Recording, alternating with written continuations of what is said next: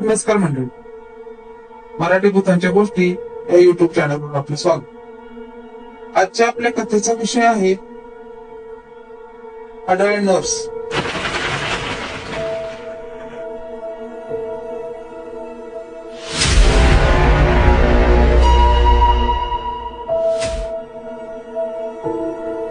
पुणे जितकं ऐतिहासिक आणि प्राचीन शहर आहे तितकेच तिथे खूप साऱ्या अनमानवीय घटना देखील घडून आल्या.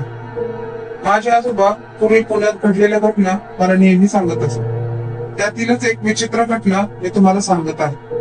फार वर्षापूर्वी म्हणजे अगदी 90च्या दशकात एक लग्न झालेलं जोडपं पुण्यात स्थायिक झालं होतं. दोघे नवरा बायको आनंदाने आपले जीवन जगत होते आणि लवकरच त्यांच्या आयुष्यात आनंदाचा क्षण येणार होता. कारण ती महिला गरोदर होती आणि तिला 9वा महिना सुरू होता.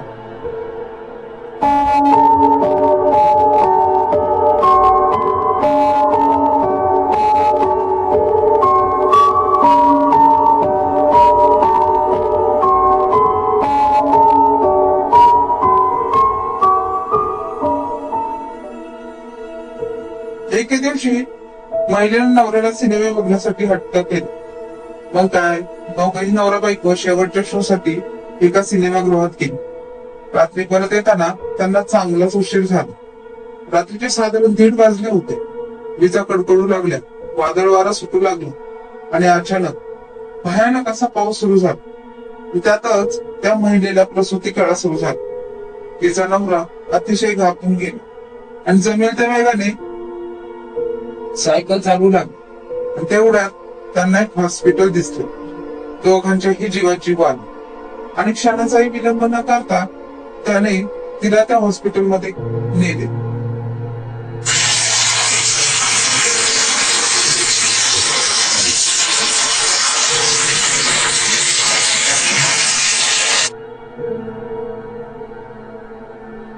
इतक्या मोठ्या हॉस्पिटलमध्ये एकच नर्स होती.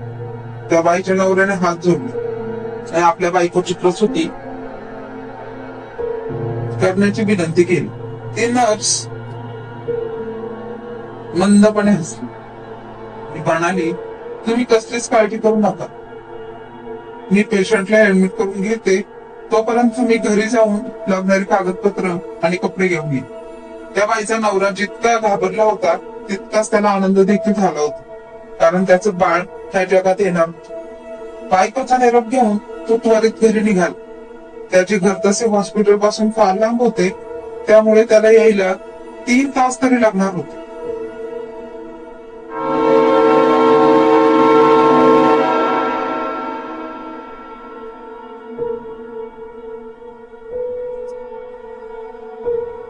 इकडे ती बाई वेदनेने किंचाळत होती.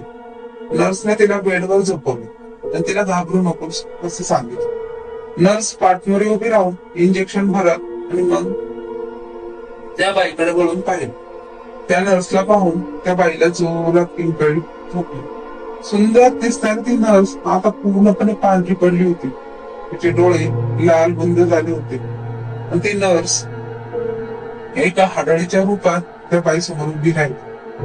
गरोदर स्त्रीला पाहून ती हाडळ मोठमोठ्याने हसू लागली. संपूर्ण दवाखाना तिच्या हास्याने हादरून गेला आणि त्यातच बाहेर जोरदार पाऊस आणि विजा कडकडू लागल्या.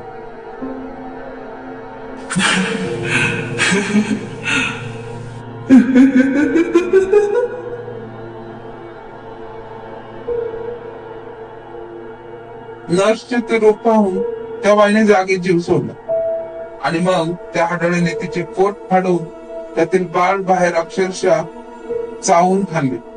संपूर्ण खोली रक्ताने भरली. 4 तासाचा काळ लोटला. पाऊस थांबला. सकाळचे 5-6 वाजले. त्या बाईचा नवरा दवाखान्यात सगळं सामान घेऊन आला. पण बघतो तर काय, दवाखान्याच्या गेटला भलं मोठं कुलूप होतं. तो आत जाण्यासाठी धडपड करू लागला. आवाज देऊ लागला. त्याचा आवाज ऐकून एक वॉचमॅन पळत पळत त्याच्या जवळ गेला आणि काय झालं म्हणून विचारलं.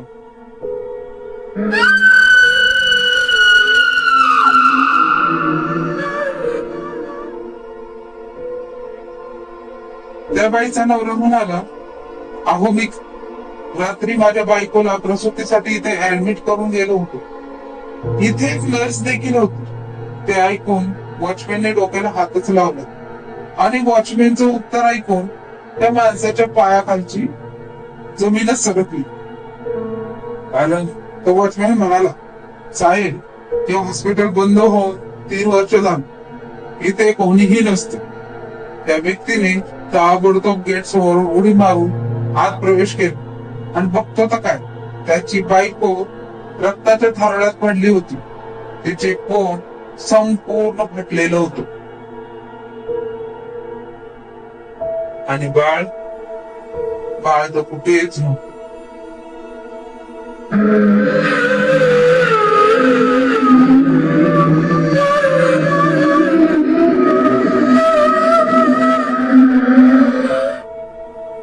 त्या नर्सने आपला डाव बरोबर साधून घेतला.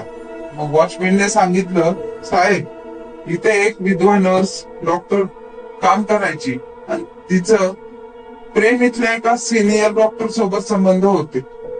एकदा तिचा 10 वर्षाचा मुलगा हॉस्पिटल मध्ये आला आणि त्याने डॉक्टरला व आपल्या नर्स असणाऱ्या आईला नको त्या अवस्थेत पाहिले आणि ह्याच गोष्टीची लाज वाटल्यामुळे त्या नर्सने ह्याच हॉस्पिटलमध्ये गळफास लावून घेतला. तेव्हापासून हा दवाखाना बंदच आहे.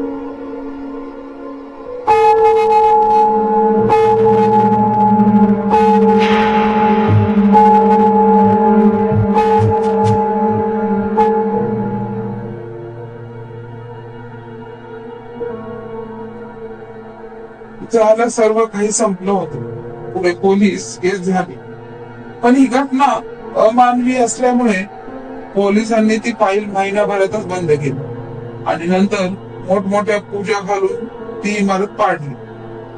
आता तिथे पुण्यातील एक सुप्रसिद्ध हॉस्पिटल उभं आहे.